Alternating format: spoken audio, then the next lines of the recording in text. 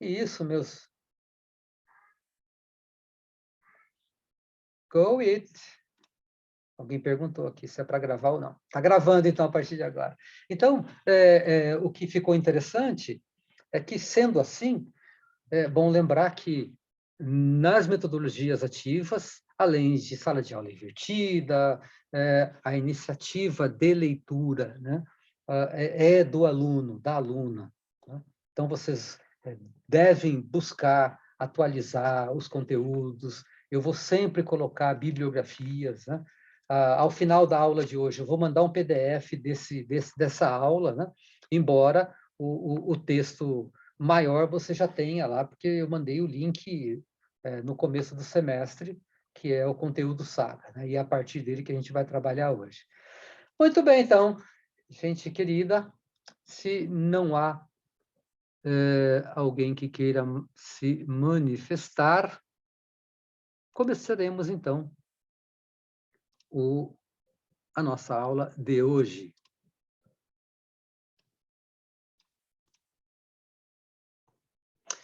Hoje é a aula 7, ok? E a nossa disciplina se chama O Homem, a Cultura e a Sociedade, e o conteúdo da nossa aula hoje é sobre diversidade. Você já leu algo sobre antes de hoje?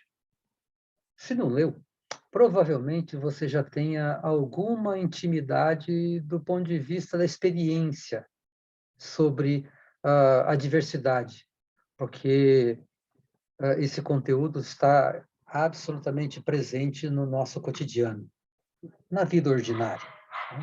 E é sabido que o que constrói, o que define a vida, não é o extraordinário, é o ordinário, é aquilo que acontece no dia a dia e que faz parte da cultura.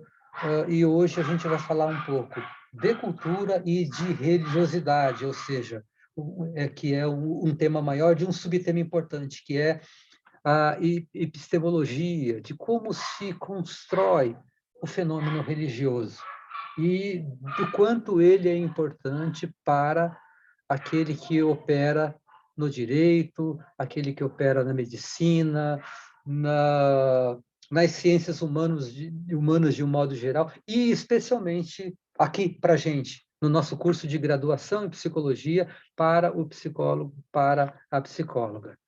A diversidade cultural é um conceito bastante refletido nos últimos 20 anos, né? Principalmente ligado à área de humanas. Né? É um conceito que tem um leque muito grande e, ao marcar, para a gente falar sobre esse tema durante os nossos encontros, eu tive que fazer algumas escolhas. Ou seja, eu tive que escolher alguns autores, desescolher outros, autoras. A gente tem um tempo limitado para falar sobre esse tema hoje. Então, é uma introdução, nós vamos fazer um sobrevoo sobre essa questão tão importante, apesar de uma certa forma, algumas vezes, eu perceber que o psicólogo tem alguma resistência sobre isso. Por quê? Porque a diversidade cultural está presente de um jeito muito forte em diversos aspectos na vida humana, nos contextos sociais e individuais. E o que nós vamos fazer como profissionais da área é trabalhar com gente, é trabalhar com pessoas. Né? Então, entender como as gentes, as pessoas trabalham, operam no contexto onde elas vivem, é muito importante para a gente, é muito importante para o psicólogo. Então, estudar o quanto as pessoas são diversas é importante para a formação dos indivíduos, para que a gente possa aprender a lidar, especialmente com as diferenças. Tá? E quando eu sublinhei aqui no texto, é importante para a gente trabalhar para a formação de todo indivíduo, eu também pensava que os indivíduos vão para a escola os indivíduos vão para o mundo e, dentre tantas idas e vindas, alguns vão para o curso de graduação em psicologia. Então, falar sobre diversidade é importante para o psicólogo que quer ser professor, que quer ser pesquisador, é importante para o psicólogo que quer ser, quer trabalhar na área hospitalar, é importante para o psicólogo em todos os campos que ele escolher trabalhar. Então, nesse estudo de hoje, né, a gente tem um pouco de base histórica e cultural brasileira, evidentemente, porque desde a colonização existe uma religiosidade, existe uma espiritualidade, existe uma manifestação que é muito peculiar de cada grupo, de cada região, em processo acontecendo. Quando a gente fala sobre epistemologia do fenômeno religioso, gente, está um textão aqui, porque eu achei importante, tá? Da Artigas e Heidegger, são dois autores com os quais eu trabalhei no mestrado, no doutorado, e eu tenho uma estima grande por eles, né? Então, eu estou citando aqui, mas lembre-se que depois esse PowerPoint vai virar um PDF e você vai ter como manuseá-lo, tá? Então, fica tranquilo. E por que eu estou citando aqui Artigas e Heidegger? Porque os dois nos dão uma visada, né, do quanto é importante a fenomenologia, a possibilidade de você compreender o fenômeno humano, ou seja, entender as pessoas a partir do senso comum e entender como elas, à medida em que vão se desenvolvendo, vão se tornando mais sofisticadas, né? É muito importante para o psicólogo. Então, falar sobre uma construção epistemologicamente assentada, né? A gente nos ajuda a entender como a gente está tratando as informações com as quais a gente está lidando, especialmente no encontro de hoje, né? Então, a falar sobre fenomenologia implica, segundo Heidegger, né? Tem um texto muito bacana dele aqui, né? Em Ser e Tempo, que é um texto muito querido, que eu gosto muito, né? É sofisticado, é complexo, porque implica em leituras anteriores, mas é importante você saber que existe, né? Que são chaves de leitura para você poder entender o humano. Né? São perspectivas a partir das quais você vai entender a pessoa, os seres humanos. Tá? Isto significa buscar entendimento de como a psicodinâmica opera, ou seja, de como as pessoas se desenvolvem dentro dos grupos dos quais fazem parte. Então, em Ser e Tempo, Heidegger afirma que a fenomenologia está ligado ao fenômeno humano no que diz respeito àquilo que aparece, que se revela, mas aquilo que também se esconde, por meio dos gestos, por meio de um corpo físico, por meio de ideias, por meio das palavras, pode ser as palavras cantadas. Ainda há pouco eu estava cantando aqui algumas músicas e eu só não incluí na aula de hoje, né? Porque faz sentido para a gente, por exemplo, ouvir Gilberto Gil, ouvir Caetano, ouvir Chico Buarque, ouvir as Baquianas, ouvir algumas formas em que o fenômeno humano aparece. Né? Aparece se mostrando, se escondendo, às vezes de um jeito malandro, às vezes de um jeito reto, papo reto. Né? Mas Heidegger, então, ele é um dos grandes fenomenólogos e que preconiza que a fenomenologia ela vai além dos objetos. Somos uma cultura de objetos, de material. Né? Essa é a primeira camada da superfície, né? Arranhando a superfície daquilo que a gente chama de antropologia, é a cultura de objetos. Né? Então, a língua está carregada do fenômeno humano, os objetos estão, as nossas escolhas, muitas das coisas que nos cercam. Então, ao falar sobre a epistemologia do fenômeno religioso, a gente quer entender que a gente não vai fazer um culto protestante pentecostal, uma missa aqui, ou nós vamos falar necessariamente do candomblé ou de religiões afro, mas vamos entender como como esses grupos, de uma certa forma, funcionam, como eles operam, como o humano opera nesses grupos, né? Então, é possível dizer que, ao falar sobre isso, não tem como a gente não abordar sobre o diverso e a diversidade, porque eles são contemporâneos, né? Nem sempre eles foram tratados da maneira como estão sendo hoje, mas o certo é que a história humana está repleta de conflitos e de conflitos culturais e religiosos que foram servindo de fundamento, de base, né? de alicerce, né? Que é aquele chão onde você pisa e a partir do qual as coisas são estruturadas, os edifícios, né, conceituais são estruturados, ou seja, eles partem da realidade, eles partem do aqui, do agora. Nós estamos agora, nesse momento, vivendo uma experiência fenomenológica, né? Eu estou dizendo coisas aí, vocês estão ouvindo do outro lado e estão pensando, ruminando e mastigando sobre elas. Algumas coisas você concorda, outras não. Ou seja, o pensamento fenomenológico está acontecendo aqui e, obviamente, você constrói o seu pensamento fenomenologicamente motivado por diferenças. E que diferenças são essas, senão aquelas marcadamente religiosas, diferenças políticas, diferenças baseadas no gênero, na classe da qual você faz parte, entre outras, né?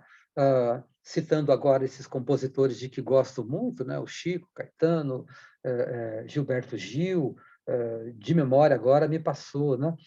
Alguém vindo de uma situação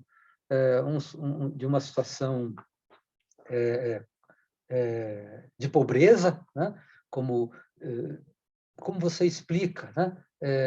As letras sofisticadíssimas, intimistas, belíssimas de Djavan, por exemplo. Como é que se explica isso, né? É fantástico, né? Como o imaginário desse compositor nos permite acessar sentimentos, acessar dinâmicas pessoais da sua vida. Algumas vezes é como se ele nos conhecesse. E, de fato, o artista tem essa sensibilidade, né? de dar voz, né? Aquilo que a gente sente, aquilo que a gente pensa, nem sempre, mas acontece muitas vezes. Então, fala sobre a epistemologia do diverso, da diversidade, implica em fala da promoção afirmativa da diversidade contemporânea, ou seja, nós somos diferentes, né? E temos que aprender a lidar com isso, né? A intolerância ainda continua um problema absolutamente presente na convivência humana, está presente no trabalho, está presente no trânsito, está presente na... Gente, se vocês deixarem, eu vou falando aqui até amanhã, tá? Se quiserem, me interrompam e eu vou... assim, tem um dispositivo aí que é fazer pergunta por escrito, tá?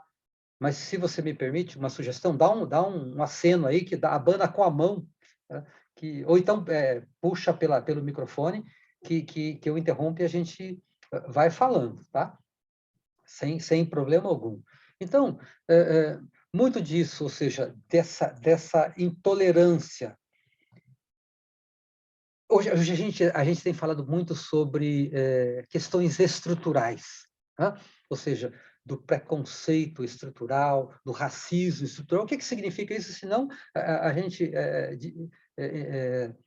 avisar que não é nada pessoal com você, mas você está dentro de uma estrutura, né? E essa estrutura, cara, tem alguns vícios, comete equívocos e uns erros complicadíssimos com os quais eu e você, como psicólogos, vamos ter que aprender a lidar. E de uma maneira habilidosa, porque as pessoas vão chegar para a gente com isso aqui, né? No coração e na mente, se é que dá para a gente falar assim platonicamente, né? Esse dualismo, né? Elas vão chegar vazando essas pré-concebidas ideias, esses pré-juízos engendrados pela família, pela experiência religiosa que tiveram ou que não tiveram. Tá? Então, muito disso se deve ao fato de que não há, então, um ser humano universal. Né? Não há um sujeito universal, senão uma universalidade humana e difusa e diversa, com muitas contradições e aproximações e afastamentos. Portanto, mesmo que haja declarações declarações e políticas, ou seja, daqui a pouco a gente vai ver alguns documentos que eu selecionei para a gente ler uns pedacinhos deles, né? Mesmo que haja declarações e documentos e políticas voltadas aos direitos humanos, esses direitos nunca cobrem, dão resguardo a todos, porque nós somos diferentes, somos múltiplos e alguns, nesse Brasil profundo, né, são tão pobres, que eles não têm acesso a qualquer tipo de cuidado. Eu sou um cuidador, é isso que eu faço. Eu cuido das pessoas. E em muitos momentos as pessoas chegam para o consultório, às vezes extremamente fragilizadas, desorganizadas, em nome de algo que o atropelou, que é algo que o tangiu, que é algo que o atropelou. Né? Então, algumas das coisas estão ligadas a esses processos aí, né? Diversos, da diversidade no contemporâneo, que a gente vai passar agora um pouco falando sobre essa questão. Né?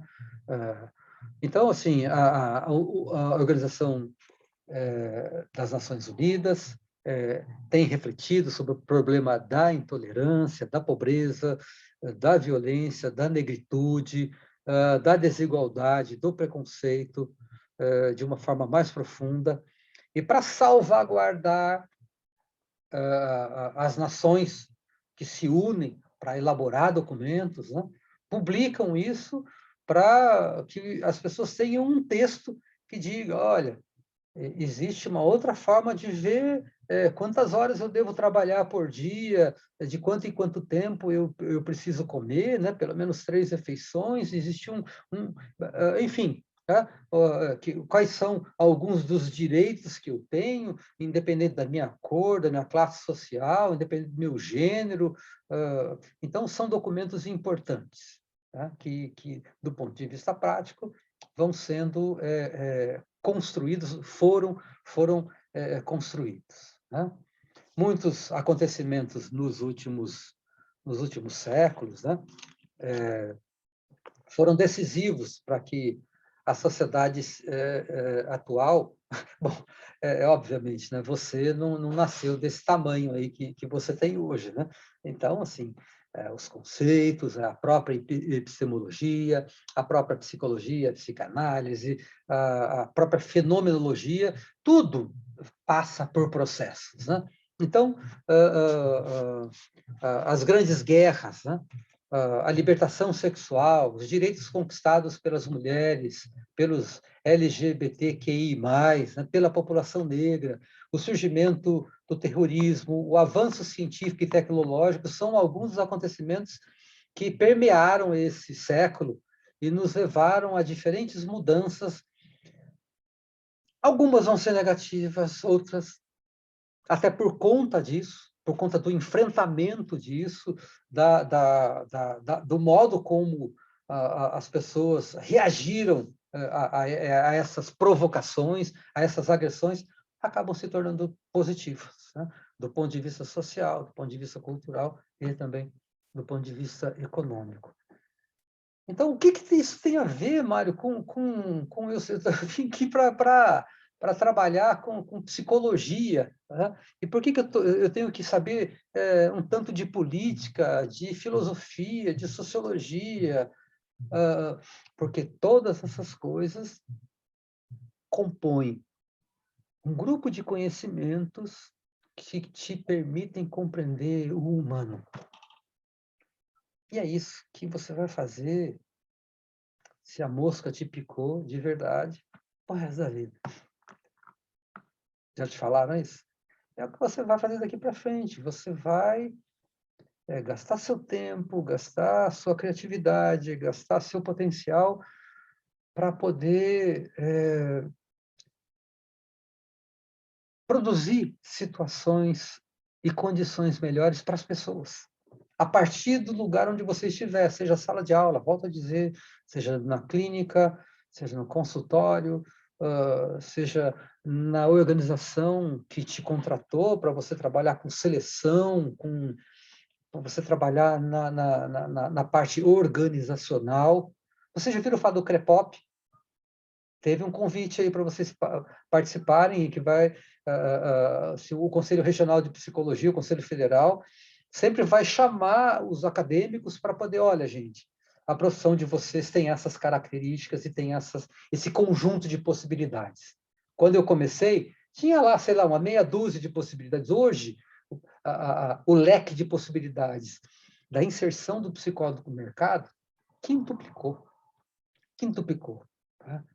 Muito bacana isso que tem acontecido. Bom, então, voltando aqui para a nossa vaca fria, eu estava dizendo, então, que dentro dessa perspectiva da construção da história de um conhecimento que leva o enriquecimento da psicologia, que se chama fenomenologia dos seres humanos, tá? Ou seja, de como o ser humano se mostra, se esconde, de como ele se revela, de como ele aparece, tá?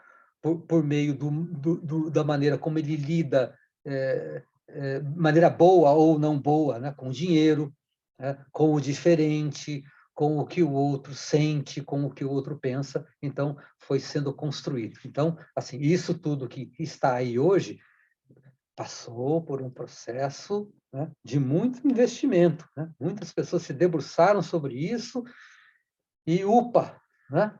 Foi um trabalho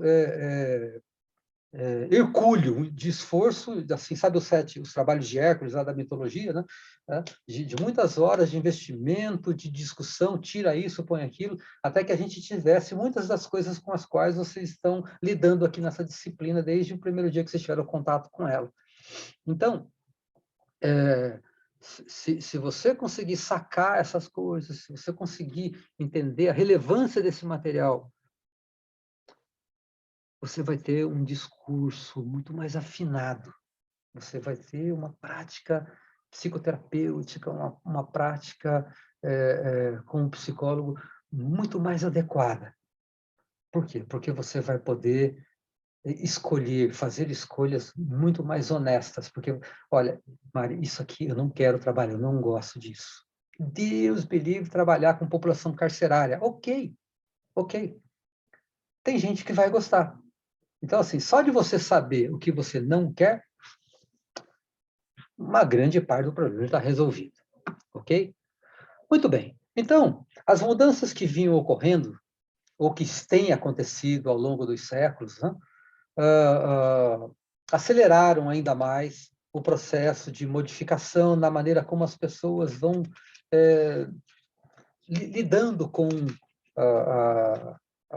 a existência, com as diferenças em determinados países, a partir de princípios culturais, inclusive princípios religiosos específicos, né? Que varia de uma região para outra, passando a significar, a dar sentido, dar significação, e eu quero falar um pouco sobre isso hoje, a vida social que cada um de cada um a partir das suas escolhas.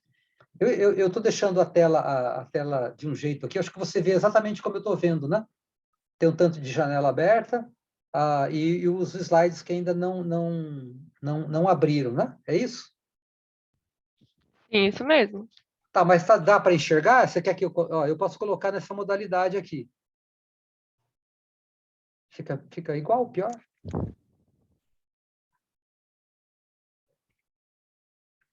Professor, você não consegue colocar no módulo apresentação? Então, o modo apresentação é esse aqui, ó. Você consegue ver tudo? Oi, consegue? Gente, responda. Dá para ver Tá. assim a tela. Uhum. Fica melhor assim, Mário? Ou daquele outro jeitão? Assim Tá já bom. fica melhor. Assim tá melhor, né? Não mudou muito o tamanho dele. Tá bom. Ninguém fala. Quando fala todo mundo uma vez só. Mas bacana, tranquilo. Pode falar à vontade, gente. Muito bem. Então, Tá bom. o que significa? Que na contemporaneidade, ou seja, no momento atual, tá? Nós temos uma condição, uma situação especial para falar sobre diversidade cultural e religiosa a partir de um conceito que gosto muito, que é de que sugere que nós fazemos parte de uma trama. Não sei com que roupa você está vestido aí, mas sinta a trama da sua roupa. Bom, pode ser que tenha alguém pelado fazendo aula, não me importa. Tá? Mas pega lá um tecido e você vai ver que, se você olhar de perto, ele não é um tecido como um monolito, de um pedaço só. Tá? Ele é composto de uma trama, de linhas que vão se sobrepondo uma linha a outra, e no final você tem aquilo que a gente chama de, para quem tem a minha idade lá no norte do Paraná, era comum, e criança tinha horror a isso, né? Que era ganhar material escolar de aniversário, de Natal, de presente, né? Ganhar material escolar, ganhar roupa, e pior ainda quando a gente ganhava um corte de tecido. Putz, aí assim, a pessoa queria morrer, né? A gente queria brinquedo, queria doce, né? Criança. Né? Mas, de todo modo, dá para dizer, metaforicamente, que nós compomos, na atualidade, um tecido social. Ou seja, tem fio mais grosso, tem fio mais fino. Está vendo esse desenho que está aqui? Eu estou tomando emprestado de um projeto que conheci tem já uns 10 anos em São Paulo, que se chama tecido social. Né? E é uma metáfora, né, que virou marca dessa roupa, daqui a pouco eu explico por quê, mas a contemporaneidade, então, apresenta uma tecidura social e uma cultura extremamente complexa. Né? Você tem fios de cobre, fios de nylon, você tem... é muito complexo e sofisticado. Né? Então, isso não significa que, em períodos anteriores, a pluralidade de ideias, culturas e modelos políticos e econômicos não existisse, mas eles eram tratados de uma outra forma. Hoje, aprofundamos muito mais. Tá? O diverso está presente a todo momento. Tá? O diverso e a diversidade estão presentes a toda hora. Hoje eu vi esse recorte, achei curioso, né? Resolvi trazer para a aula. Né? Pregador turco diz que homens sem barba causam pensamentos indecentes em outros homens porque eles parecem com mulheres. Em princípio, pareceu uma piada, né? E pode até ser, dependendo do seu ponto de vista, né? Mas mostra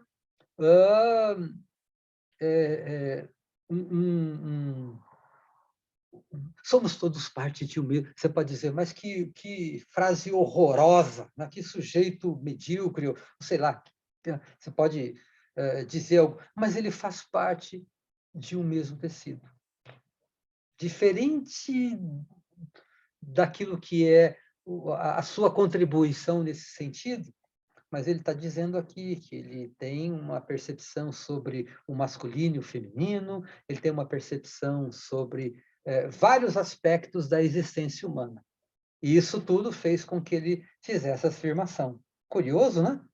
Bom, nada de que você já não soubesse, né? Mas o diverso e a diversidade estão presentes no dia a dia de todos e de todas. Tá? O tema da diversidade abarca, sobretudo, os sentidos, os significados, as diferenças. Por quê? Porque vivemos uma sociedade plural, certo? O que significa isso? Tá?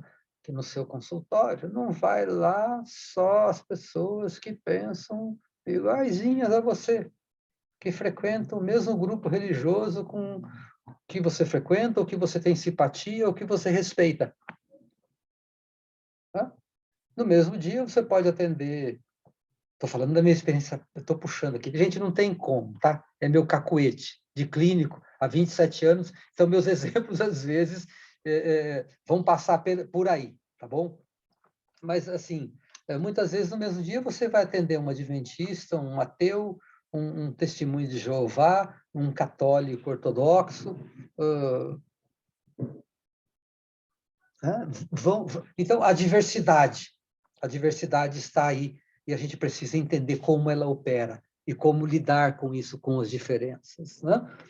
A diversidade abarca também o conhecimento teórico, as ciências estão sujeitas a essas interferências ou essas interrogações.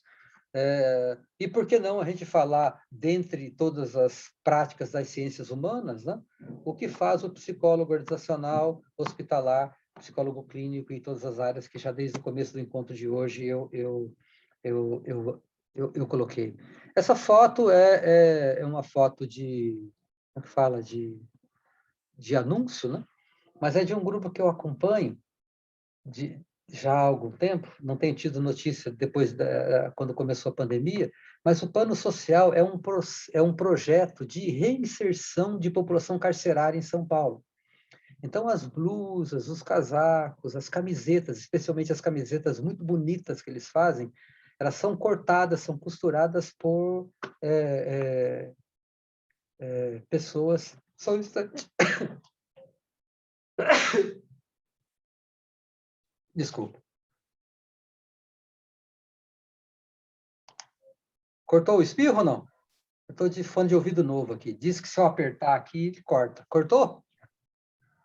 Vocês escutaram espirrar, né?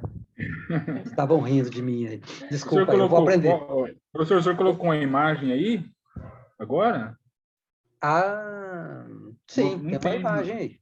não, não tá, tá o texto. É isso que eu ia falar, não tá mesmo? Agora sim, Agora sim. Isso. isso. Eu vou deixar Social. nesse formato aqui, porque eu tinha esquecido disso, que às vezes vai dar problema.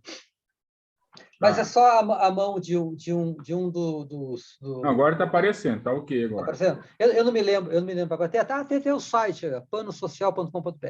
Não é Isso. propaganda, porque assim, a gente não ganha nada com isso, mas eu sempre acho muito importante, e eu já tenho dito isso a vocês, que nós somos aquilo que escolhemos, e as nossas escolhas nunca saem do nada, a gente não tira da cartola, né? Então, por que escolher o Plano Social, né? Porque o pessoal que trabalha lá são assistentes sociais, tem essa leitura, são filósofos, são pessoas que se juntaram para construir esse conjunto de possibilidades, e que era um projeto social, uma ONG, né? Para poder dar, pelo menos, uma das primeiras oportunidades para o sujeito que cumpriu a pena, já fez a obrigação dele, ele cometeu um crime, foi condenado, cumpriu a pena e agora ele vai ser reinserido. Então, tem sido uma coisa, mas eu sempre acho muito curioso, é muito bacana eles terem escolhido esse nome, né, de Plano Social. Ok. A diversidade cultural e religiosa vai aparecer o tempo todo e a todo tempo nos lugares que a gente, às vezes, menos espera. Por quê? Porque ela faz parte da tecidura, desse tecido social do qual nós fazemos parte. Isso não significa, então, que ele apareceu agora. Só com esse nome é que ele veio a existir. De todo modo, gente, novas disciplinas foram construídas. Uma das que de 10 anos para cá, tive o privilégio de ter contato, é na Universidade Nacional de Brasília, a UNB, que criou um dos primeiros laboratórios de bioética no Brasil. Tá? Ou seja, trabalha com o ethos das pessoas vivas, não com a ética ligada só aos animais, só aos contratos, mas especialmente com as pessoas. Então, quem vai para lá se especializar ou se pós-graduar em bioética são médicos que estão interessados em produzir algo não só para ganhar dinheiro, obviamente, mas porque pensam no humano, pensam nas pessoas. Enfim, deixa eu correr um pouco, senão não vai dar tempo da gente esgotar aqui a nossa tarefa de hoje. Então, quando a gente começa a fazer uma reminiscência aqui, né, só para vocês saberem que no final dos anos 1990, isso é importante, né, porque começa a aparecer documentos muito bem elaborados, né, sobre isso que nós estamos falando, né, sobre a diversidade, sobre o diverso, sobre essas características do humano. Então, no final dos anos 90, a diversidade se torna um tema bastante relevante, e então a pluralidade e diversidade começam a ser tratados. E um detalhe que a gente pesca no texto, que, aliás, vocês tiveram acesso, né, é que diversidade e pluralidade, o plural e o diverso, estão sempre associados. São conceitos diferentes, mas que, sabe, vizinhos, não moram na mesma casa, tem um muro que separa, não moram, não moram dentro da mesma casa, mas são avizinhados, que é um conceito teórico bem interessante também, tá? Então, veja que esse estudo da bioética e os estudos da epistemologia voltada aos seres humanos começou a prover conceitos mais bem engendrados, elaborados, que nos dão subsídio para pensar o humano, ou pensar como as pessoas se relacionam, como elas se apresentam no mundo, né? E aí um conceito que está bem presente marcadamente nos textos mais importantes e mais atuais é de que a diversidade é um conceito multifacetado. Sabe, dá uma olhada lá lá na sua caixa de joias, aquele seu diamante. Você já percebeu que ele tem várias facetas? Ou você já viu a fotografia de um? Né? Ele são várias faces de um mesmo objeto, de uma mesma coisa. Né? Então, a diversidade tem várias facetas, dentre elas, é possível observar que ela se manifesta, que ela se relaciona às coisas do mundo organizacional, ou seja, está relacionado ao trabalho. Aliás, é uma das coisas que a gente mais vai fazer durante a existência, né? Da hora que a gente acorda, a hora que a gente vai dormir, se é que dorme, né? O quanto dorme, provavelmente 75 a 78, 80% do tempo você passa numa organização, seja pública, seja privada, dentro de um organismo que você escolheu para trabalhar ou que foi imposto a você fazer, né? Então, a diversidade está presente ali, né?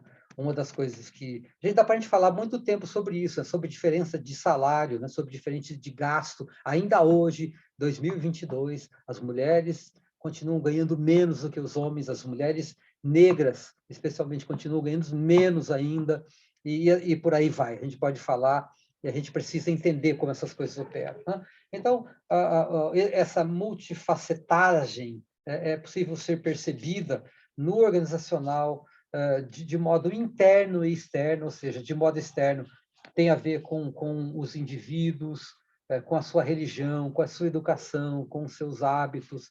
Tudo isso, esses recortes aqui estão lá no texto, depois vocês podem reaver, tá? Além de saber que isso aqui depois eu vou mandar para vocês lá no AVA, tá? Em PDF.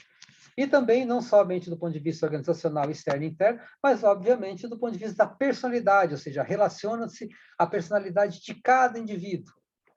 E de tal modo, né, que, ao final, pode-se dizer que melhor define a diversidade é a heterogeneidade, ou seja, não tem uma homogeneidade, ou seja, não é um monolito. Né? Pensa num sopão, essa é a humanidade.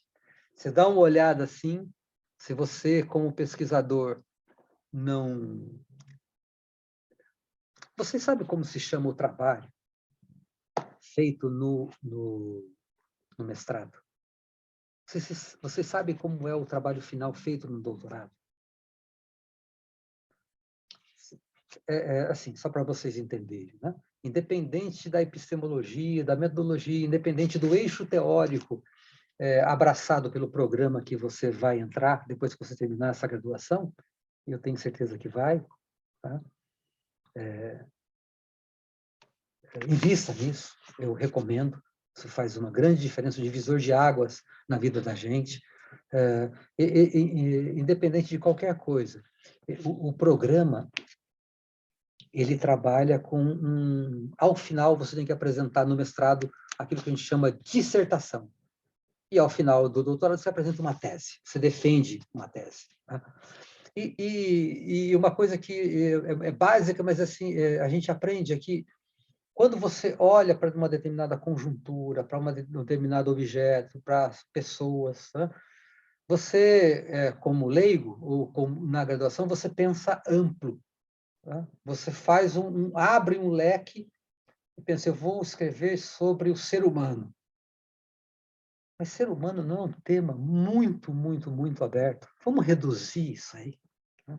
Então, o orientador ele vai fazendo isso com você. Né? Ele vai reduzindo o seu objeto de estudo, reduzindo, até que você mirou lá dentro da sopa e disse, eu quero falar sobre aquela linguiça que eu estou vendo ali. Não, pensando, eu vou falar sobre aquela costelinha. Né? Aí você começa a mirar à direita e fala, pô, mas aquilo não é uma costela. Aquilo é um pedaço de madeira. Não, é um fiapo de pano. E é isso que a pesquisa vai fazendo. Ela vai pegando, vai fechando, reduzindo, até que você tenha uma pequena percepção daquele todo. Mas aí você tem uma compreensão grande daquilo, bem definida, robusta, e você pode, a partir disso, trazer uma contribuição. Então, quando eu digo assim, que ao final pode-se dizer que a diversidade é o que é melhor definida pela heterogeneidade, é que a humanidade, as sociedades são assim, ela é composta, não é de uma amálgama, né, de um tecido só, é tudo misturado, tudo junto e misturado. Às vezes é tão misturado que os atravessamentos são tão dolorosos e tão sofridos, né? Qualquer dia eu explico para vocês um pouco do conceito de atravessamento e de porosidade, que é muito bacana. Mas então, veja só, dentre esses grupos todos que compõem esse sopão, existem aqueles que a gente chama de grupos religiosos. A heterogeneidade de cada cultura, de uma determinada região demográfica, determina a sensibilidade, a percepção, o modo como o sujeito vai se ligar àquilo que a gente chama de transcendência. Porque, no final das contas, existem 3 religiões no mundo: as monoteístas, as politeístas e as animistas. As animistas, Deus está em tudo. Deus está na árvore, Deus está nas plantas, Deus está nos bichos. As politeístas, vários deuses. Né?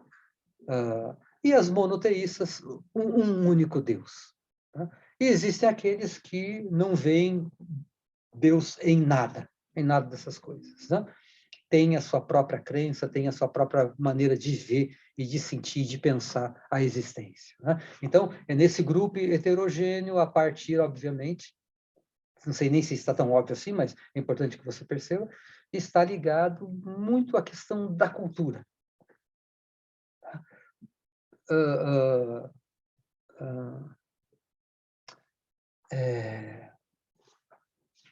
Como, por exemplo, ser mulher. Como é ser mulher no Senegal? Como é ser mulher em Berlim? Como é ser mulher no interior da Paraíba? É tudo mulher, professor. Ali, naquele contexto, naquela região demograficamente delimitada, construída a partir de determinantes, a partir de fatores sociais, a partir de construtos, de uma linguagem, né? No caso de povos indígenas, né? Que é uma questão muito importante para a gente trabalhar mais para frente, né? Vão, então, compondo aquilo que a gente chama de heterogeneidade, que é tangida pela questão demográfica. Né? Por exemplo, um dos conceitos que eu gosto muito é aquele tratado por Emmanuel Levinas, que é o conceito de hospitalidade e de acolhimento, num texto que ele fala do acolhimento à hospitalidade, em que ele fala de um conceito que não dá tempo da gente tratar hoje, mas imagine que esse conceito de hospitalidade tem a ver com... É um conceito sofisticado, filosoficamente sofisticado, e que levaria algum tempo para a gente estudar e sedimentar o conhecimento sobre isso. Mas o que está por trás desse conceito de hospitalidade, inclusive da hospitalidade do ponto de vista do dia a dia, né? Do senso comum, né? Hospedar alguém, acolher alguém, tem a ver com um filósofo judeu que vem de uma região da antiga União Soviética em que a tradição judaica era semita, ou seja, as pessoas viviam de um modo nômade no deserto. O deserto, durante o dia, faz 50 graus positivos e à noite, 25 graus negativos, 10 graus negativos. Só não neva, mas é extremamente hostil. Então, para Levinas, ética é exercer, num determinado momento, a hospitalidade e o acolhimento. Por quê? Porque na tradição dele, se você não acolher, se você não for hospitaleiro, deixar para o dia seguinte, no dia seguinte, a pessoa vai amanhecer morta. Porque o deserto é gelado, é inóspito e é cruel. E a mesma coisa durante... Então, só para vocês terem uma ideia, que nada do que aí está construído, o Dilson, vou criar um conceito de hospitalidade. Bom, hospitalidade, diz... Não. A maioria das vezes, mesmo que o sujeito não se dê conta, sai lá das entranhas, sai lá do fundo da sua alma e que afeta a maneira o modo dele interpretar a vida. Tá? Então, é nesse contexto que encontramos a fração que chamamos de religiosa e tão diversa presente no mundo. O estudo sobre diversidade cultural e religiosa encontra-se muitas vezes atrelado, então, à distribuição, eu já disse isso, né? Só para vocês conhecerem, a capa do livro do Levinas, que é um texto muito bacana, que ensina bastante. Não está na bibliografia desse PowerPoint de hoje, mas vai estar depois no PDF. Tá? O que melhor define a diversidade? Seguramente, a diversidade cultural religiosa, então, é a heterogeneidade. Quando cheguei em Campo Grande, em fevereiro de 96, vindo lá de Londrina, trouxe comigo uma prática, que é de caminhar, sem um roteiro definido. Então, assim, eu fui conhecendo Campo Grande dando umas pernadas. E eu andei Campo Grande para tudo quanto é lado. Eu me lembro que um dia eu estava andando por um lugar e passei e vi um sujeito pintando à frente de uma edificação, eu não entendi muito bem o que ele estava pintando, mas eu vi que ele tinha escrito a palavra igreja. Podia ser qualquer coisa. Quando eu voltei da caminhada pelo mesmo caminho, ele tinha completado a frase. Ele tinha escrito: Igreja Quadrangular dos Santos dos Últimos Dias.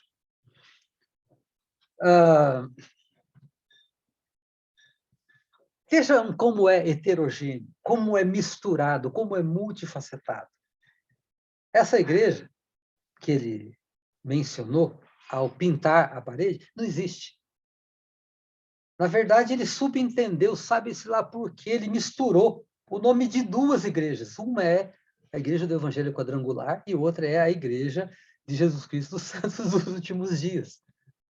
Outro dia depois eu passei, no dia seguinte, ele estava pintando, estava apagando, né? E corrigindo o que ele havia escrito.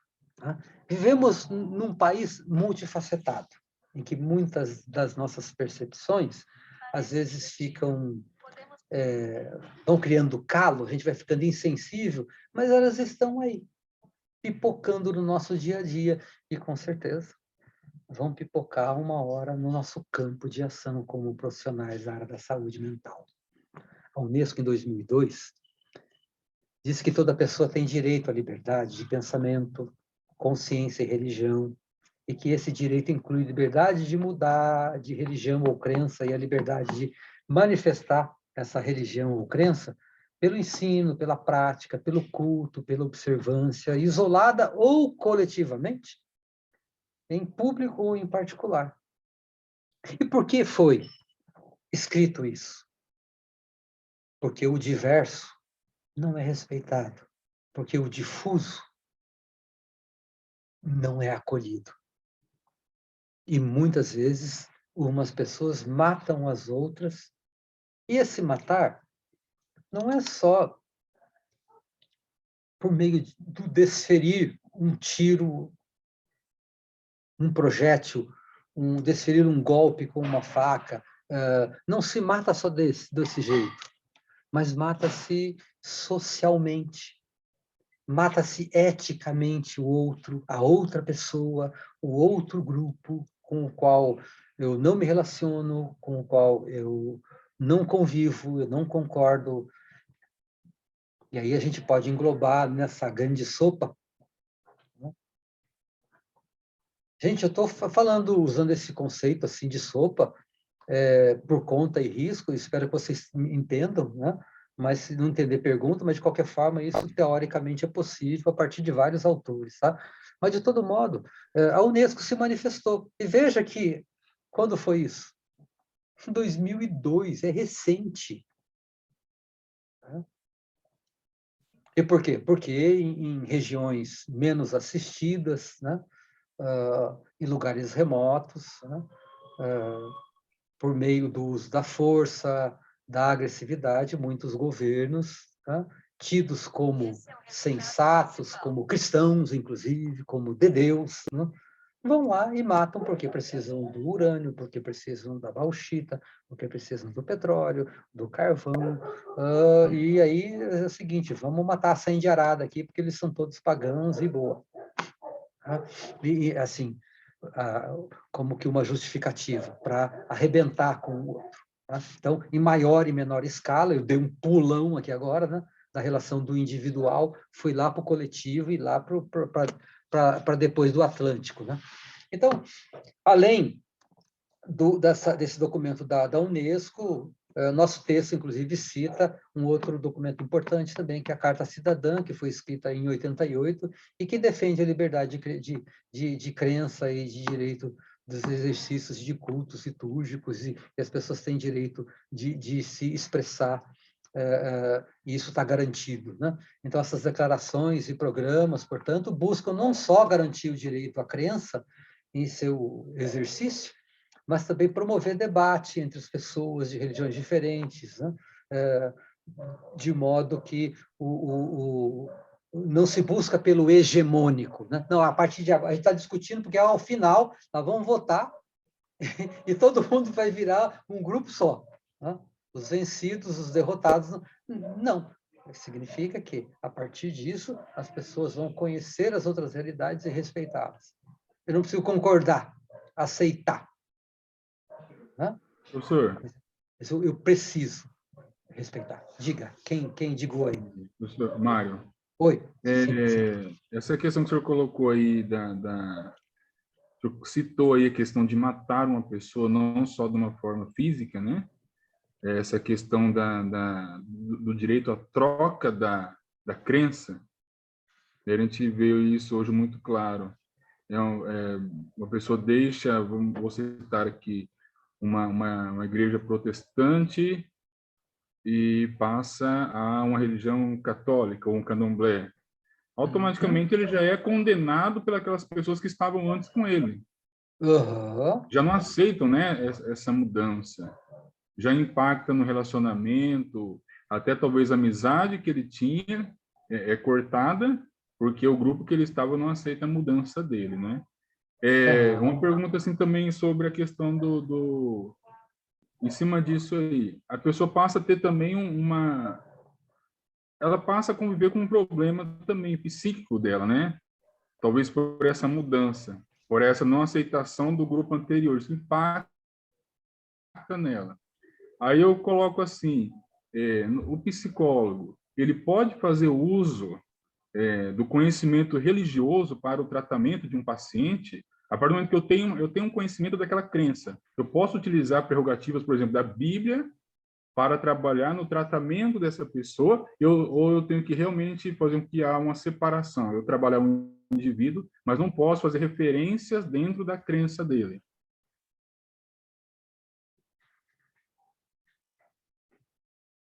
O senhor compreendeu? Assim, muito bom. Sim, usar... sim, ótimo. Obrigado Uhum. por ter perguntado. Muito bacana a sua pergunta, viu? Muito apropriada.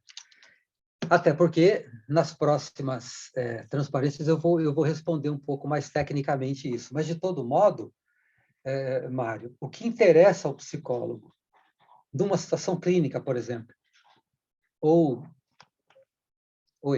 numa situação hospitalar, ou no leito, você vai atender melhor um cara que é do candomblé, ou você vai atender um cara que é luterano? Estão os dois lá no mesmo quarto, cada um no seu leito. Qual vai ser mais bem atendido? Ou então tem um outro lá, que é espírita, que é católico carismático. Ou então você chega no quarto e olha a ficha do sujeito lá e diz, o sujeito é ateu, ele é agnóstico. Aí, assim, eu devolvo a pergunta e faço uma provocação a todos do grupo. Como é que a gente responderia à pergunta do colega, do Mário? É papel do psicólogo usar e como ele deve usar, de que modo é adequado usar o conhecimento que ele tem, vamos sofisticar um pouco, teológico ou do conhecimento dos preceitos e das doutrinas e dos mecanismos que regem, seja o Corão, seja a Bíblia, seja a Torá, enfim, como chama lá o livro de Kardec? Esqueci. Ajuda aí, gente. A Bíblia, né? do Espiritismo. Se você tem ou não conhecimento disso, o que importa a você diante de uma situação prática como essa, por exemplo? Bom, você já deve imaginar qual é a minha resposta pelo andar da carruagem agora. Né? Eu vou te responder na medida que a gente vai caminhando na aula aqui, tá, Mário? Por enquanto, vamos ficar assim. Então, veja só.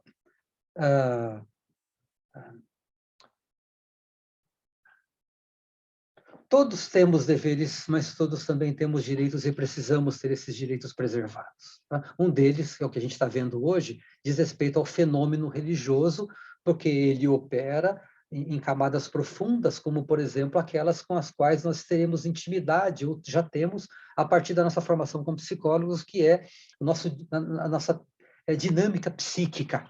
Tá? O modo como nós lidamos com os nossos afetos. Né? Então, na religião, você tem todo um arcabouço que provê muitas possibilidades de se lidar com isso. Tá?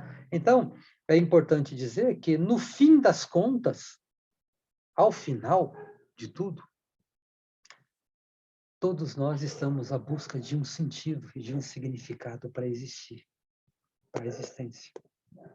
Se há algo de comum em todas as manifestações religiosas, por mais distintas que elas sejam em suas doutrinas e contexto, é de que todos nós estamos à busca de um sentido. Esse psicólogo, psicanalista, médico, chamado Viktor Frankl, é um dos mais respeitados. Não só porque ele foi um sobrevivente de um campo de concentração, ele é judeu, né? Morreu, já é falecido, faleceu recentemente, mas ele deixou um farto manancial de ideias, de possibilidades, de como interpretar a vida. Né? E o material publicado por ele são sempre orbitando ao redor disso, né? A falta de sentido, a busca de sentido, enfim, Viktor Frankl teve essa grande sacada e ele constrói todo um arcabouço teórico, psicanalítico, que provê aos psicólogos, né? Eu não trabalho com a possibilidade de Viktor Frankl diretamente, né? Eu sempre flertei com ele, sempre gostei da literatura do Viktor Frankl, mas assim é muito importante a gente perceber que existem muitas ferramentas interessantes, né? Então, eu fiz questão de colocar isso, por quê? Porque ao estudar a filosofia, a sociologia, a antropologia, ao conhecer o humano, nós nos tornamos muito mais esclarecidos ao tratar das questões da humanidade quando vamos estudar a sua psique. Porque não vamos ver isso como uma coisa retirada da vida, retirada da realidade, dos sistemas, dos grupos sociais, mais dentro, imerso, como eu disse agora há pouco, né? Aquela sopa, às vezes é rala, às vezes é densa, depende das circunstâncias. Mas, de todo modo, o que tem de parecência nisso tudo é que, no fim das contas, todos nós estamos buscando um sentido, tá? Um significado e uma sentido. Lacan vai falar disso também depois, né? Para quem não sabe, existe uma possibilidade que, ao longo do processo, também se constituiu como ciências da religião, né? Que vão formar teólogos, teólogas, que vão formar biblistas, que vão formar pessoas em diversos segmentos que vão prover possibilidades de pesquisa, de percepção da realidade, para quem é sociólogo, para quem é antropólogo, para quem é filósofo, mas pelo caminho da religião. Por exemplo, da religiosidade Cadwell, tá? Da religiosidade lá no Chuí, no Chuí você tem povos indígenas originais, né? que têm uma percepção da realidade a partir da sua cosmogonia, né? A partir dos seus elementos culticos. Então, as ciências da religião vão dar essa possibilidade, ferramentas para você pensar isso. Então, essa constatação possível também, tudo que eu estou falando aqui hoje, também passa por aí, né? Que, graças às ciências da religião, nós temos como identificar a diversidade do fenômeno religioso individual e grupal, ou seja, as ideias sobre o sagrado, sobre o profano, sobre rituais, sobre cultos, sobre celebração, instituições que acolhem seus membros, além do uso de utensílios e instrumentos simbólicos. Um dos textos de que gosto muito é o texto de Wilfred Winnicott. Você já ouviu falar dele? Quem não viu vai começar a desvendar a literatura winnicottiana. Junto com Melanie Klein, depois de Freud, Winnicott é certamente um dos grandes que teorizaram o desenvolvimento infantil, a infância. Muito do que se tem hoje de robusto na teoria sobre o desenvolvimento psíquico infantil, sobre a relação mãe-bebê, sobre afetos, sobre vínculos, vem da teoria winnicottiana. E o Winnicott fala sobre um aspecto do desenvolvimento infantil que está muito presente nisso que acabamos de ler aqui, né? De que as religiões têm diversos modos de se manifestar e de se mostrar ligados a objetos, a rituais, a cultos, a celebrações, né? Mas do que você está falando? Eu estou falando que o Winnicott teve uma grande sacada de que ele construiu o conceito de objeto transacional, né? Ou seja, que a criança, para suportar a ausência da mãe, o distanciamento da mãe, segundo esse autor, né, nos primeiros meses de vida, o bebê não tem consciência de que ele e a mãe são pessoas diferentes. Então, quando a mãe se afasta, é quase que uma morte, é um terror, tá? Porque ele ainda não tem um mecanismo psíquico ainda amadurecido. Gente, eu estou falando uma linguagem aqui que daqui a pouco vocês vão estar dominando tranquilamente. Se tiver dúvida, me pergunte, tá? Eu não entendi isso do dia para a noite, e eu não quero ser injusto com vocês, mas assim, estou dando um plus aqui para vocês possam fazer uma ligação entre isso que a gente está vendo na nossa disciplina com a formação de vocês. Então, assim, por exemplo, a chupeta, o paninho, para Winnicott, são o que ele chamou objetos transacionais, ou seja, um objeto substituto de alguém que existe, mas que não está presente. Entende? Ou seja, a chupeta pode simbolicamente acalmar a criança nas mamadas enquanto ele suga, porque é como se a mãe estivesse ali. Não está, mas é como se estivesse. Lembra do cheirinho? Eu não sei você, mas eu conheço muitos estudantes que na infância adotaram isso, né? Por uma série de situações. Na ausência do pai, da mãe ou de quem faz esse papel, tinha lá o cheirinho, né? Que fica ali, que é o cheirinho do leite da mãe, que é o cheirinho do suor da mãe. Tá? Então, sacam isso? Ok? Tranquilo? Isso é objeto transacional. Mas isso não está presente. Esse objeto transacional, segundo o Winnicott, e segundo a gente pode elaborar aqui, está presente em outras etapas da vida. Como, por exemplo, ele pode se tornar um elemento muito presente na ceia cristã, tanto na católica quanto na protestante, só para que vocês tenham, eu podia falar sobre outras, né? Mas pelo tempo não dá para a gente trabalhar tudo, mas como, por exemplo, o pão e o vinho. Tá? Ou seja, o pão representa o corpo do Cristo morto, né? E o vinho significa o sangue. Lembra dessa metáfora? Mesmo para quem não é cristão, ok? Tá? E a isso o Winnicott chama de objeto transacional. É fantástico. Depois vocês vão... E aí a mesma coisa pode ser entendida em alguns momentos, quando você faz o psicodiagnóstico, né? De um tabagista, por exemplo, de alcoolista, né? Que tem a ver com a boca, né? Ou seja, para muitos, vai lembrar uma chupetinha da mamãe, né? Que ele não teve ou que ele não conseguiu até hoje se desvencilhar. Tem uma questão aí mal resolvida, né? De qualquer forma, é um objeto compensatório. Vocês estão me ouvindo bem? Posso continuar? Sim, professor, pode ir. Estamos ouvindo bem, pode continuar. Tá bom. Então,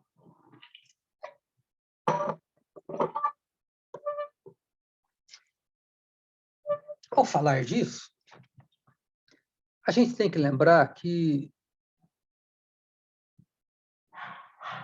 hoje a gente tem esses conceitos definidos, eles são até... Poxa, eu já ouvi isso não sei aonde, pelo menos isso, como diria meu pai, você pode até não conhecer o assunto, mas você já ouviu o galo cantar em algum lugar. Sabe como é que é? Eu tenho uma vaga memória sobre.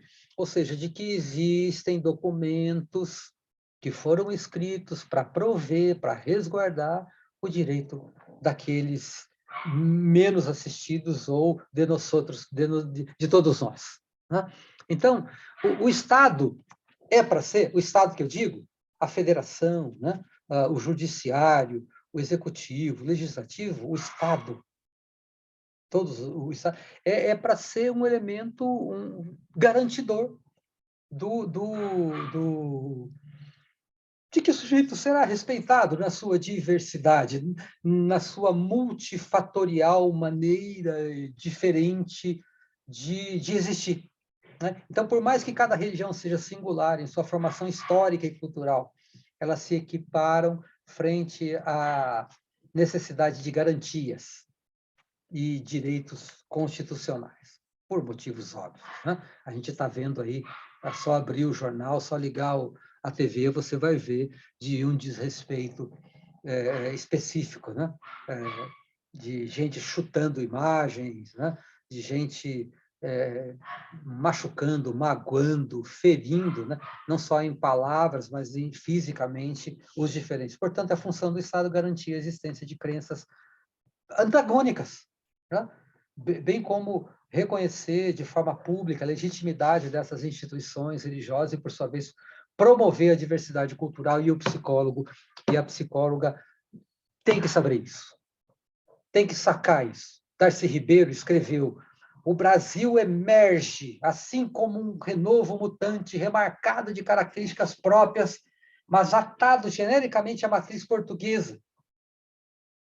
Portugal, cujas potencialidades insuspeitadas de ser e de crescer só aqui se realizam plenamente. Ou seja, a religiosidade de matriz europeia está no nosso DNA.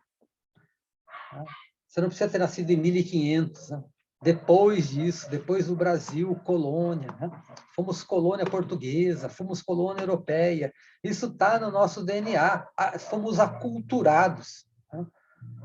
Hoje, obviamente, assim, a gente vai tocando a vida e nem para muitas vezes para refletir sobre isso, mas como pesquisadores, como estudantes do comportamento humano, nós vamos perceber que a religiosidade é reveladora. E hoje a gente tem o quê?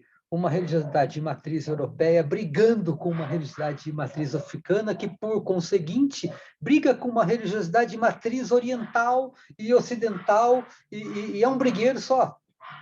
Porque, muitas vezes, cada um quer prevalecer como tendo a última palavra sobre, né, o que é o amor, o que é sexualidade, e por aí afora, né? Ou seja, não podemos nos deixar de ter essas compreensões, essas diferenças, e de que elas existem, e algo que tem sido repetido muito, não é novidade, né? Não se tolera o intolerável, né? Não se tolera o intolerável. Portanto, é possível dizer que nós não só constituímos ao longo dos anos, ao longo do tempo, um tecido social, mas esse tecido social tem fissuras, tem rasgos, né? A diversidade é um tema emergente na sociedade contemporânea, na medida em que as práticas ideológicas antagônicas, não hegemônicas, ou até as hegemônicas, passam a apresentar o seu veto, a sua censura, a sua forma intransigente de existir, né? Então, a gente percebe que, à medida em que a heterogeneidade, ou seja, as diferenças, não são respeitadas, né, esse tecido social corre risco. Você já viu um tecido, quando ele é muito exigido, você usa demais, né? Pelo menos quando a gente trabalhava na roça, a gente falava: a camisa do fulano está puída, está esgarçada, você usou tanto, né? Ralou tanto naquele lugar ali, que está quase que transparente, né? Então, dá para a gente dizer que, com o surgimento dessas possibilidades de compreensão, de como a sociedade se organiza ou se desorganiza, como psicólogos, como estudantes do comportamento humano, nós ficamos muito mais bem aparelhados, muito melhor aparelhados, né? Então, com o processo acelerado da globalização, os eventos tecnológicos, dá para a gente perceber que, muitas vezes, essa religiosidade de matriz europeia criou corpos serviço, ou seja, homens e mulheres para o serviço. Essa é uma questão mais profunda e que a gente pode voltar a conversar, mas que o psicólogo não pode saber de conversar sobre isso, né? Por isso, então, atualmente, pensar o pluralismo religioso e a influência dele, de como ele permeia e nos atravessa, contamina a nossa linguagem, o nosso jeito de falar, os nossos conceitos, né? Pré-conceituosos, cheios de pré-juízos, né? De juízo de valor, né? Eles estão presentes e não é à toa, né? Eles foram engendrados ao longo da convivência, porque fazemos parte de uma estrutura com muitos pecados, se dá para falar assim, do ponto de vista da religiosidade, né? Nós fazemos parte de uma sociedade que tem problemas estruturais com relação a preconceito, e entre outras coisas, né? Então, voltando aqui à sua pergunta, Mari, existe uma psicologia evangélica? Existe uma psicologia católica, espírita, kardecista, uma psicologia afro, uma psicologia judaica? Sim e não. Ou seja, à medida em que eu decido que eu vou ser um profissional da área da saúde mental, eu sei que, do ponto de vista da saúde mental, a religiosidade é um dos componentes importantes para eu compreender como é o psico desenvolvimento, a psique do sujeito. A psique já é mais puxado para a psicanálise, mas vamos falar de como o comportamento humano é influenciado pela religiosidade. Eu tenho que saber o que é isso. Eu tenho que saber. Outro dia, na supervisão, o sujeito disse: eu recebi um paciente lá que ele toma lá umas coisas. Na outra sessão, ele falou: o que ele toma lá é o tal do chá, né, da ayahuasca, né? E assim, com olho desse tamanho.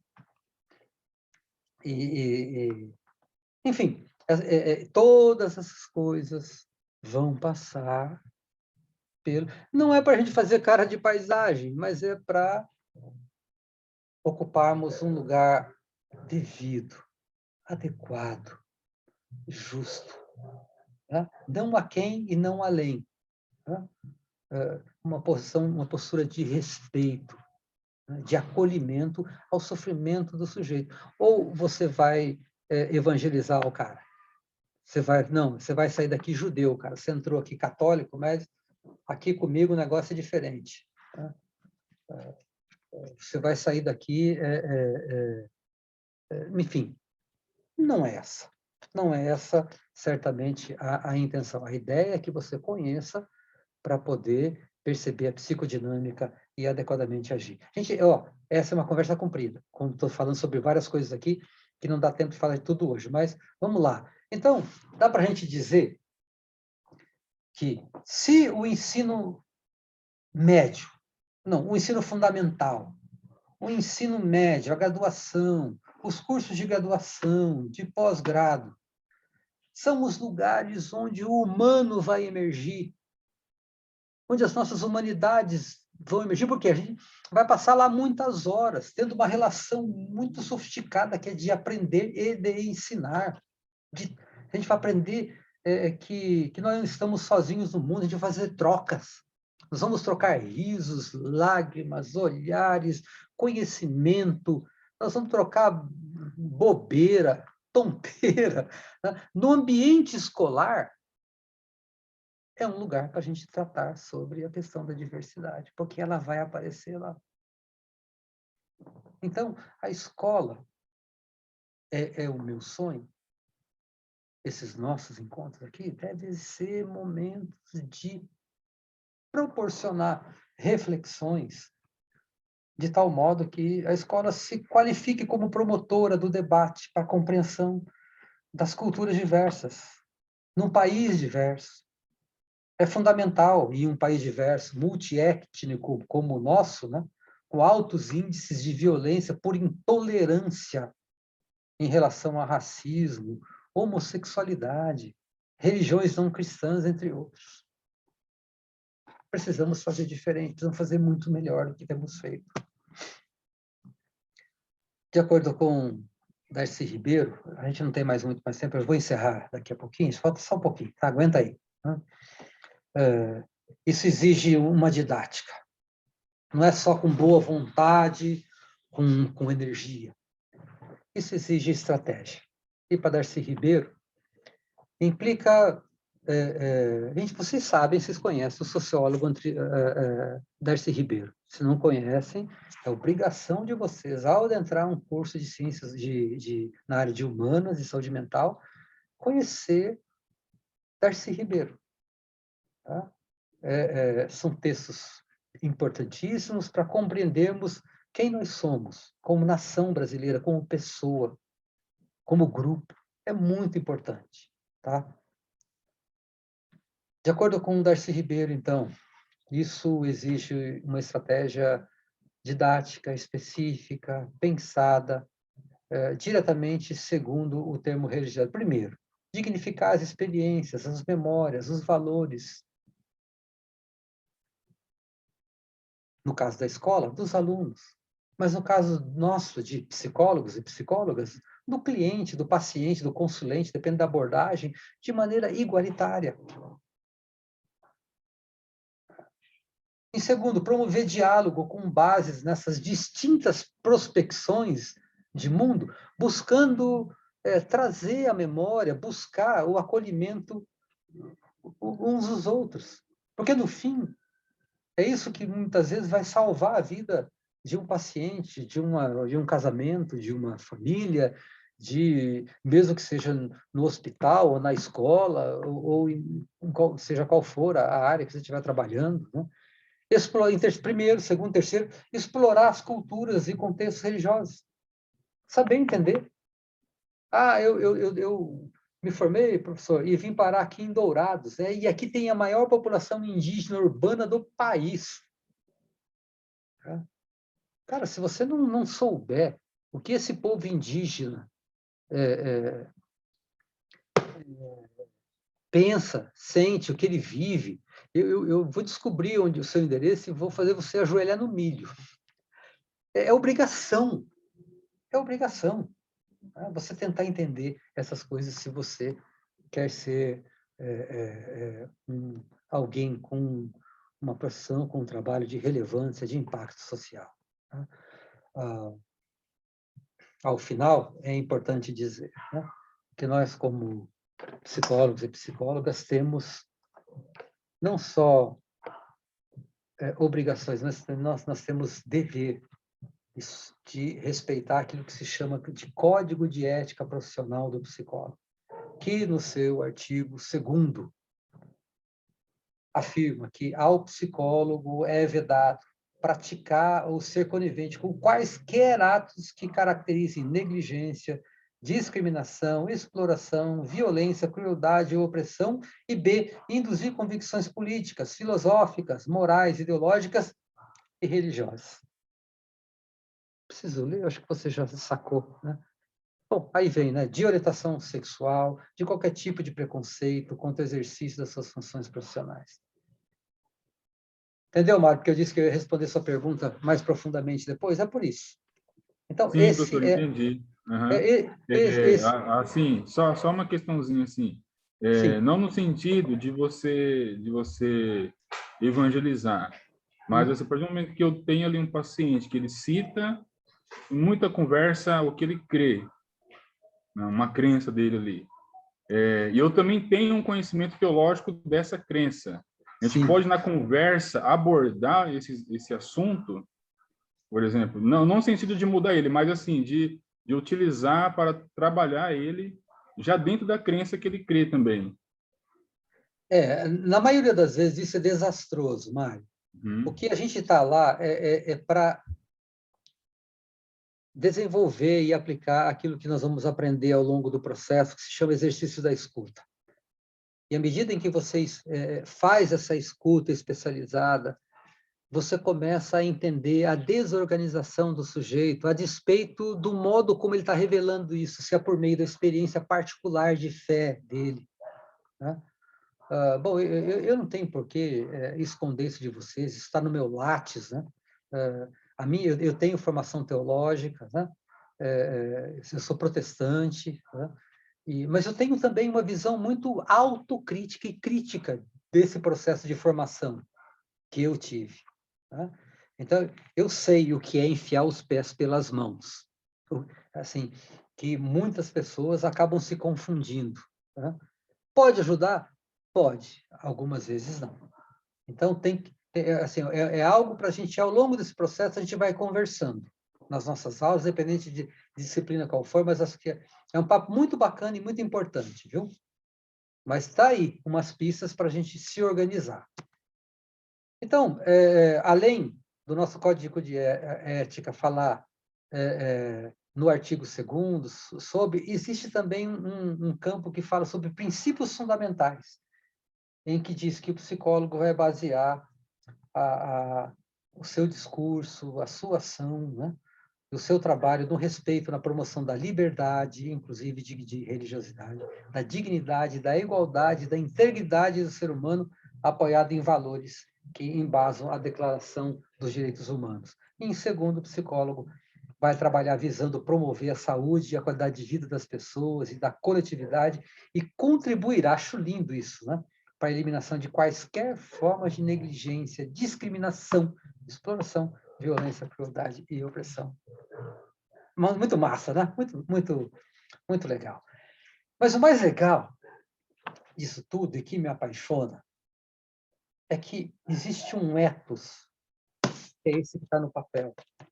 Existe um outro ethos, que é esse que está aqui, no meu DNA, que é a ética do acolhimento, da hospitalidade, do amor, que independe de para qual time eu torça, do meu quadro social pertencente, do gênero, independe se eu sou vascaíno, se eu sou presbiteriano, se eu sou...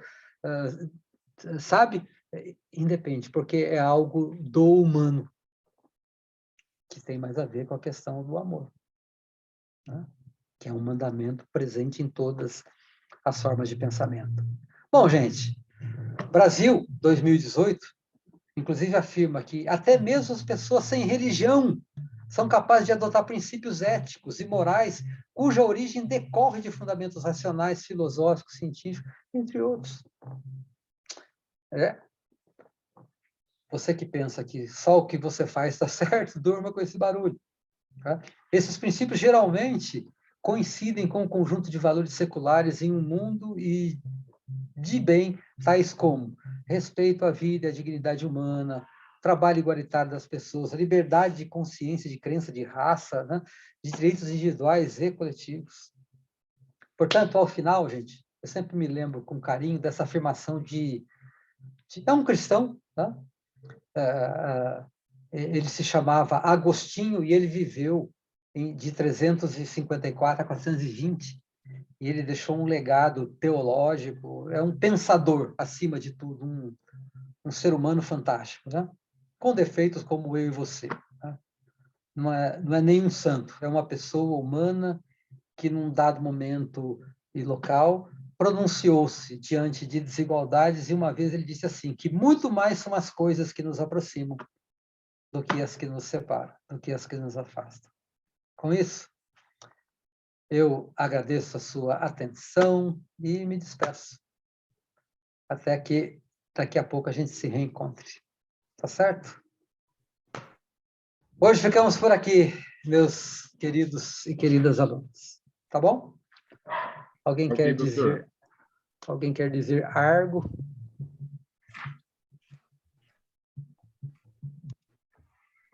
Foi muito bacana, bem esclarecedor. Que bom. Beleza? Luana, Giovana, Rosângela, Beatriz, João. Obrigada, professor. Obrigada. Valeu, gente. Então, um grande abraço. Até daqui a pouco. Tchau. Ok. Tchau.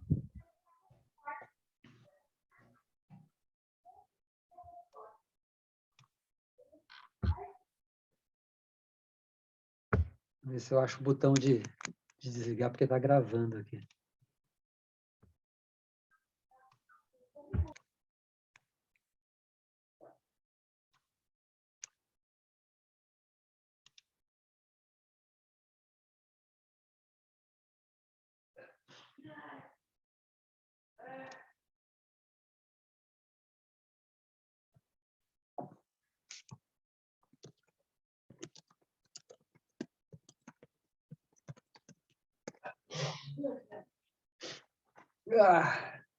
Pronto.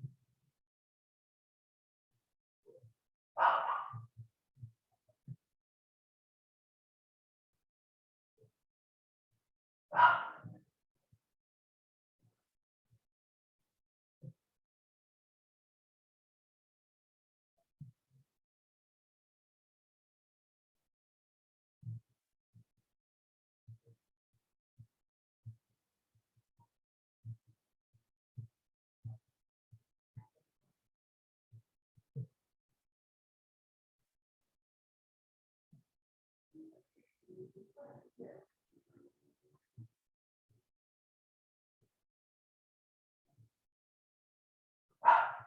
comeu?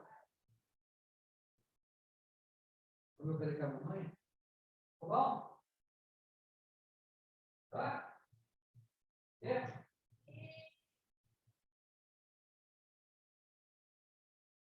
O arroz? Também? Ah, eu estou escutando.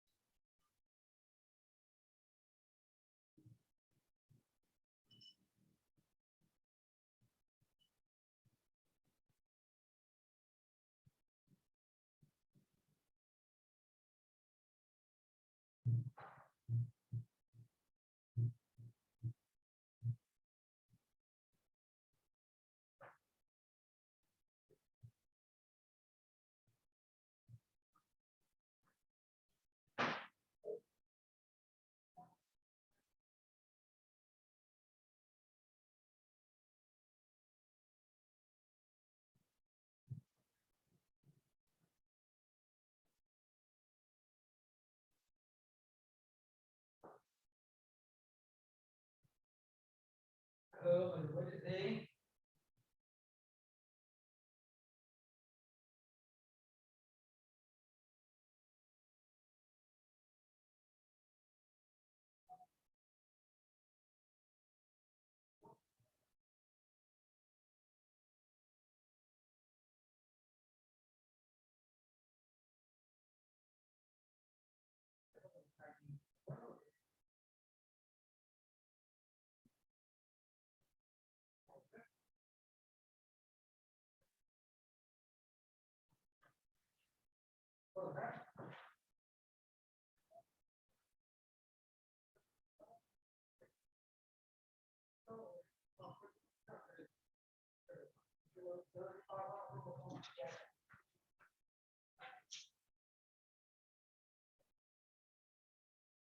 E aí eu pensei, pô, pega um pouquinho, um pouco.